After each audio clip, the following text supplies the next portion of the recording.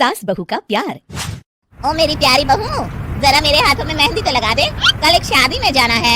अभी आई माँ जी। माया गिरजा के हाथों में बहुत सुंदर मेहंदी लगा देती है। मैं वारी जावा, ऐसी गुणवान बहू मिली है मुझे। अरे मुझे भी तो इतनी प्यारी सास मिली है। दोनों हंसने लगती हैं। ये बात उनकी पड़ोसन कमला सुन लेती है। बढ़िया ही गुणवान बहू और प्यारी सास, सब नाटक है नाटक। कमला स्वभाव से बहुत तेज होती है, उसकी अपनी बहू से बिल्कुल नहीं बनती, इसीलिए वो गिरजा से जलती है। अगले दिन मंदिर में, अरे गिरजा बहन, आज शाम मंदिर में कीर्तन का प्रोग्राम है, आप आएंगी ना? हाँ जरूर। वही तो, कम से कम इसी बहाने इन बहुओं से छुटकारा तो मिलेगा। कैसी बातें कर रही हो कमला, मेरी बहू तो साथ आएगी। अरे माया कितने अच्छे भजन गाती है, तुमने नहीं सुना? हाँ ठीक ही गाती है। मैं तो रोज शाम को माया से भजन सुन के ही सोती हूँ। हाँ, अब मैं चलती हूँ, मुझे देर हो रही है। शाम को मंदिर में, वाह माया बिटिया, आज तुम्हारा भजन सुन के तो मन खुश हो गया। धन्यवाद पंडित जी, माँ जी चाहती थी कि मैं आऊँ, इसीलिए मुझे आज यहाँ गाने का मौका मिला। भाई धन्य हो गिरजा, इतनी प्यारी बहू मिली है तुम्हें।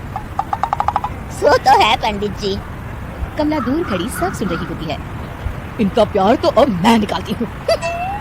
अगले दिन कमला छत से माया को आवाज लगाती है। अरे माया! जी बुआ जी। जरा इधर तो आना, कुछ बताना है। अभी आई बुआ जी। क्या हुआ? माया कमला के पास जाती है। पता है, कल सुबह गिरजा मंदिर में कह रही थी कि उसकी किस्मत फूट गई जो उसे तेरे जैसी बहू मिली। अच्छा बुआ जी, किसी बात पर गुस्से में कह दिया होगा। आप तो जानती हैं, माँ जी मुझे कितना प्यार करती हैं। अरे वो चाहती ही नहीं थी कि तू मंदिर में आए, वो तो मेरे बहुत कहने पर तुझे लेकर आई।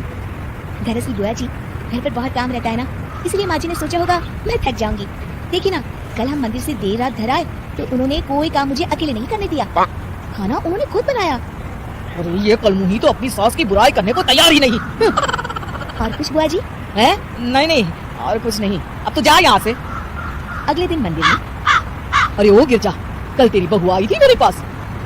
माया? आई होगी, वो सबसे हंसती बोलती रहती जो है। अरे हंसना बोलना क्या, तुझे कोस रही थी।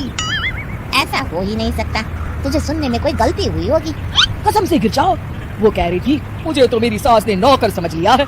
दिन भर घर का काम करती रहती हूँ मैं, और मेरी सास आराम करती है। अरे ज्यादा काम से थक गई होगी तो गुस्से में कह दिया होगा। वैसे भी काम तो वो करती ही है। मुझे आराम की आदत उसी ने लगाई है। जो भी हो, थोड़ी नकेल कस ले, बाद में ये बहुएं सास को घर से ही निकाल देती है। कैसी बातें करती हैं कमला, मैं तो कहूँगी तू अपनी बहू के साथ प्यार से रहा कर, इधर उधर की बातों में ज्यादा ध्यान मत दिया कर। बड़ी आई मुझे सिखाने, मैंने तो तेरी भलाई के लिए कहा था, नहीं सुनना तो जा यहाँ से। अगले दिन, क्या हुआ माँ जी? कमला बुआ जी क्या कह रही थी? तू तो जानती है कमला और उसकी बातें। हाँ, बड़ी परेशान है हमारा प्यार देखकर। अरे ना समझ है वो। दोनों खिलखिलाने लगती हैं। शाम को कमला मंदिर के कोने में अकेली बैठी होती है। क्या हुआ कमला बेटी?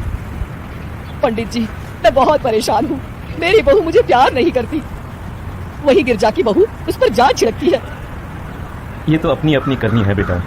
गिरजा की बहू ही नहीं, गिरजा खुद भी तो अपनी बहू को जान से ज्यादा चाहती है ना। सो तो है। बस बिटिया, इसी में सारा भेद छुपा है। प्यार दो तो प्यार मिलेगा ही, और कभी आपस में मन मुटाव हो भी जाए तो उस बात को भुला दो। गलतियां तो हम सबसे होती हैं, आखिर हम सब इंसान ही है ना। ये तो आप सही कह रहे हैं पंडित जी। अब जाओ और दूसरों की बगिया में आग लगाने की जगह अपने बगीचे के पौधों को सींचो। जी पंडित जी।